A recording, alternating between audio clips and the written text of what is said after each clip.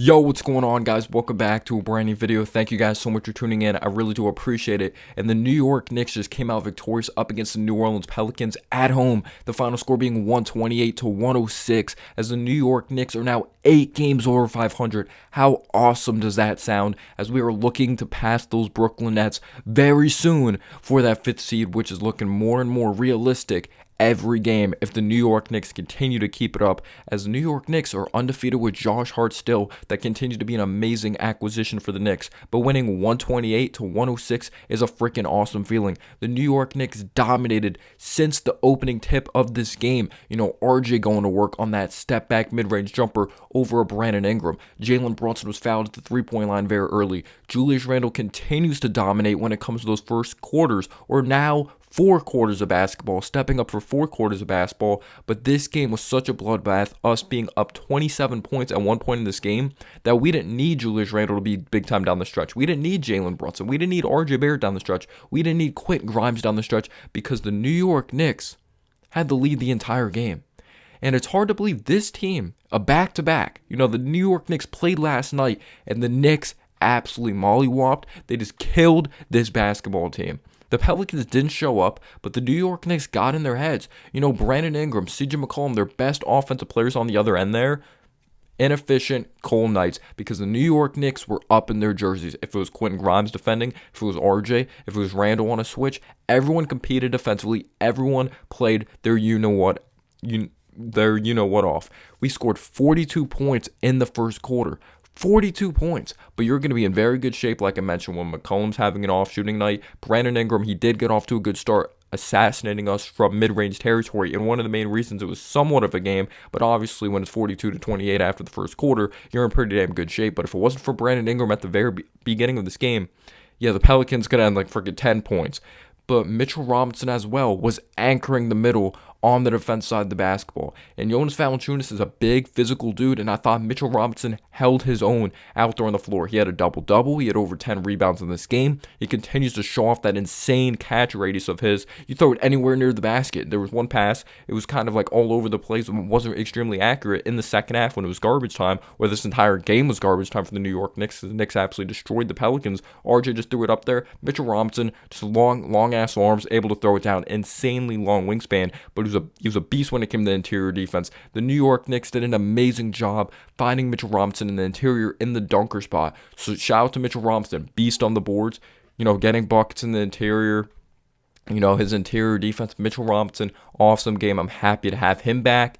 And this isn't on Mitchell Robinson. This is on the entire squad. There's probably one nitpick of this entire game.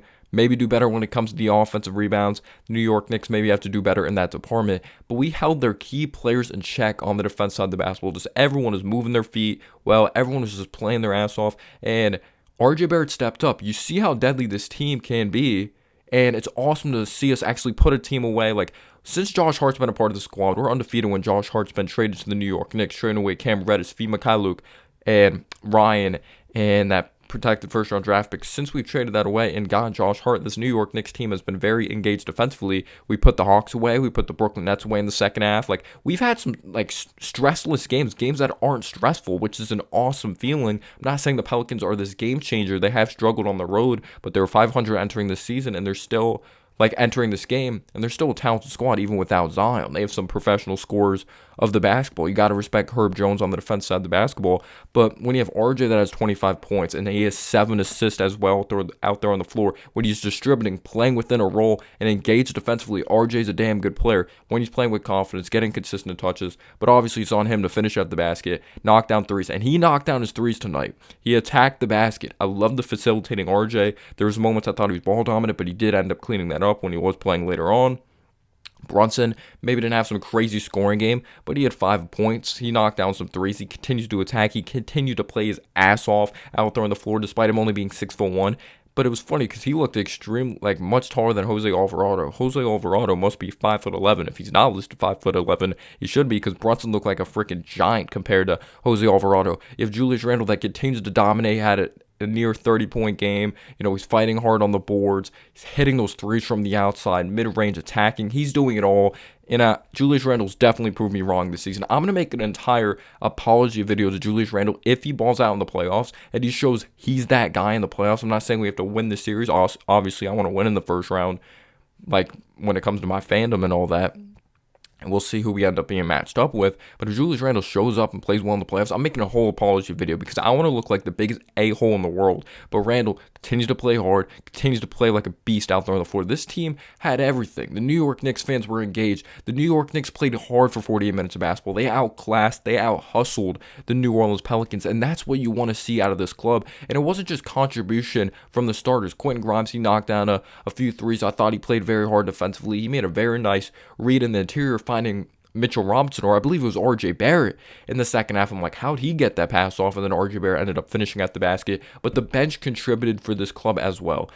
Everyone was doing their thing. It didn't matter what lineup was out there defensively. They were both stepping up on the defense side of the basketball. But you got to give credit to Immanuel Quickley. Immanuel Quickley crashed the glass. He continued to be efficient. That's what I love the most. When the New York Knicks really started piling it on in the first half, it's when Quickley came in, knocked down a couple threes. The New York Knicks were fuego. They were on fire from three. I believe they knocked down 19 three balls in this game. Compared to the New Orleans Pelicans, they couldn't hit the side of the barn at all. Brandon Ingram was extremely cold. McCollum was extremely cold throughout this game. They had no rhythm. There was nothing really clicking for the New Orleans Pelicans. At the top of my head, I remember last time they showed the graphic when there was 4 minutes left, maybe they made 5 three balls. They were not consistent from the outside at all, and that definitely helped out the New York Knicks, but you have to give credit to the New York Knicks defense as well. But Quickly finding ways to score the basketball from the outside, working down the lane. I love that one play when it was very late in the game. Obviously the New York Knicks were in control and most likely they were going to win this game. We're up 27 points. Entering that third quarter, or at the start of that third quarter very early on. So the New York Knicks never took their foot off the gas. But the play I really loved was very late in the game. I believe it was the beginning of the fourth quarter, maybe the end of the third. He missed the three in the corner, tracked down his own rebound and put it up and in. This team just played so freaking hard out there on the floor. Hartenstein played very hard out there on the floor. Every time I look over, he's on the floor because he's hustling or he just gets in harm's way, which is unfortunate for him. But yeah, Quickly rebounding the heck out of the ball. He's just playing so hard defensively. Quickly's been amazing. I hope he's a Knick for life, the way this man's been playing basketball for the New York Knicks, and I hope he keeps it up. Josh Hart, what else can I say about this dude? This dude plays so hard. He's born to be a New York Knick. I'm surprised he's not from New York because it just seems like he knew, he just knows what Knicks fans want. They want hustle. They want someone that plays very hard defensively, rebounds the heck out of the ball. Unselfish, but willing to shoot the three ball as well. He knocked down a three later in the fourth quarter. He had a double-digit scoring game, and like I mentioned, the Knicks are undefeated with Josh Hart. Obviously, we have to lose at some point, but we're 8 games over 500, which is freaking awesome. And how about us scoring 73 points?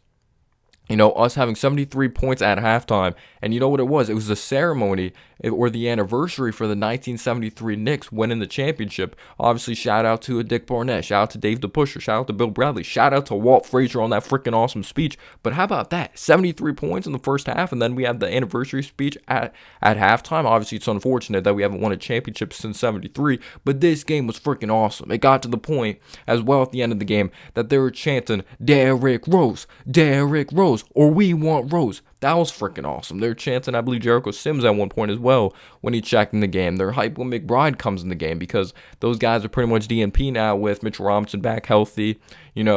Hartenstein gets the minutes off the bench, so Sims is done. It's unfortunate for him. I like the way he plays. He plays very hard out there on the floor. I'm not saying he's this amazing player. And then since we've traded for Josh Hart, McBride doesn't play as well.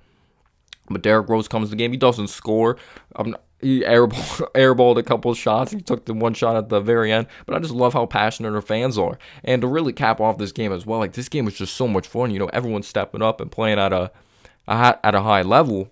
And I guess one thing we have to clean up is allowing offensive rebounds. We have to do better in that department. But how about the one play when I forgot who was dribbling up the basketball, but Quickly came from behind, pretty much kind of what Alvarado does, except he wasn't really in the backcourt. They crossed the timeline. The New Orleans Pelicans quickly picked the guard's pocket, and then he was out in transition running, And he could have laid it up, but no, he threw it off the backboard to Julius Randle, and he threw it down, so off the backboard alley-oop. But the thing that's crazy about that is when you throw it off the backboard, they don't rule it as an assist, which really sucks for Quickly's stats, but he doesn't care. Quickly's all about winning. He's all about flair. He's all about just like having fun out there on the floor. Quickly always has a smile, which is freaking awesome, and it reminds me of Maxey. You know, Maxey, obviously his teammate at Kentucky, and they're all about having fun and wanting to win out there on the basketball floor. But this was such an awesome game. Knocking down threes, engaged defensively, the interior defense.